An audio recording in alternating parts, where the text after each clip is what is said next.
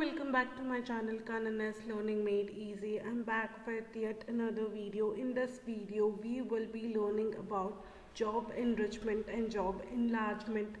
Below is given brief description about myself. You can check it out.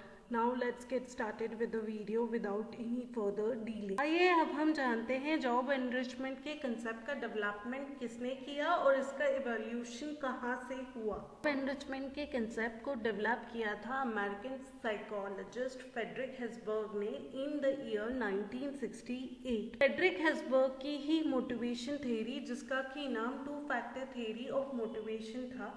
जाहिर सी बात है, two factor theory of motivation है तो इसमें दो फैक्टर्स थे जिनका कि नाम हाइजीन फैक्टर और मोटिवेटर्स था। तो जो जॉब एनरिचमेंट का कंसेप्ट है वो प्योरली बेस्ड है मोटिवेटर्स पर। ये अब हम जानते हैं meaning of job enrichment. Job enrichment को हम एक ऐसा प्रोसेस या स्ट्रैटेजी कह सकते हैं जिसका कि इस्तेमाल करके हम अपने एम्प्लॉयज़ का मोटिवेशन लेवल और सेटिस्फैक्शन लेवल को इंक्रीज कर सकते हैं। हम ऐसा कैसे कर सकते हैं? By giving them increased responsibility, by adding variety in their jobs, by giving them autonomy to make their own decision which will result in a meaningful work experience and personal growth. आइए समझते हैं job enlargement को एक example के through. आप एक company में customer care executive के रूप में काम कर रहे हैं, जहां पर आपकी रिस्पॉन्सिबिलिटी है कस्टमर की क्वेरीज को आंसर करना।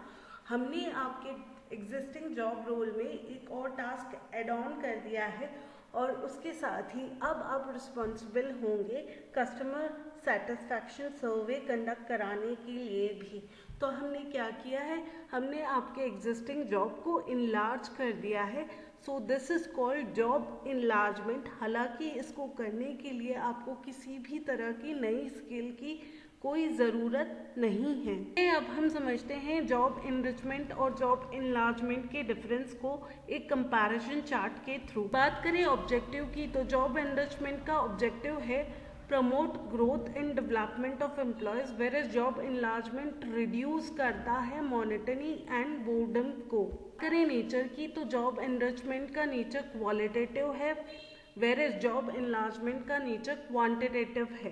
बात करें एक्सपेंशन की, तो जॉब एनरिचमेंट में वर्टिकल एक्सपेंशन होता है, जिसके कारण आप ऑर्गेनाइजेशनल हायरार्की में ऊपर की तरफ जाते हैं, वेयर एज जॉब एनलार्जमेंट में हॉरिजॉन्टल एक्सपेंशन होता है। तो इसमें एम्प्लॉय सेम लेवल पर रहकर काम करते हैं।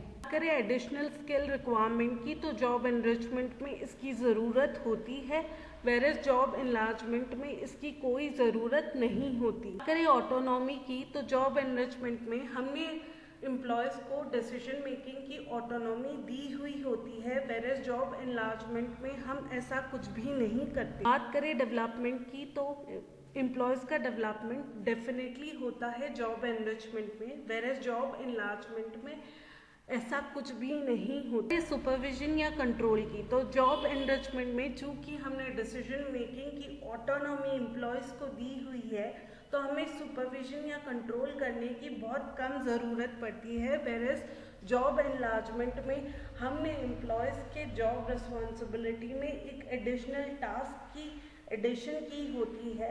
तो हमें यहाँ पर हाई लेवल ऑफ सुपरविजन रखना पड़ता है कि एम्प्लॉयज़ टास्क को बराबर करेंगे या नहीं।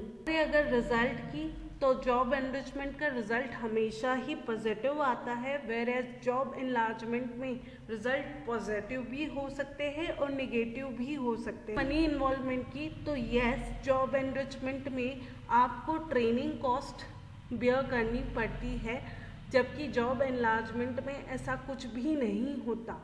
होपफुली आपको ये टॉपिक बहुत अच्छे से समझ में आ गया होगा। Keep learning and keep revising. Please do like, share and subscribe my channel.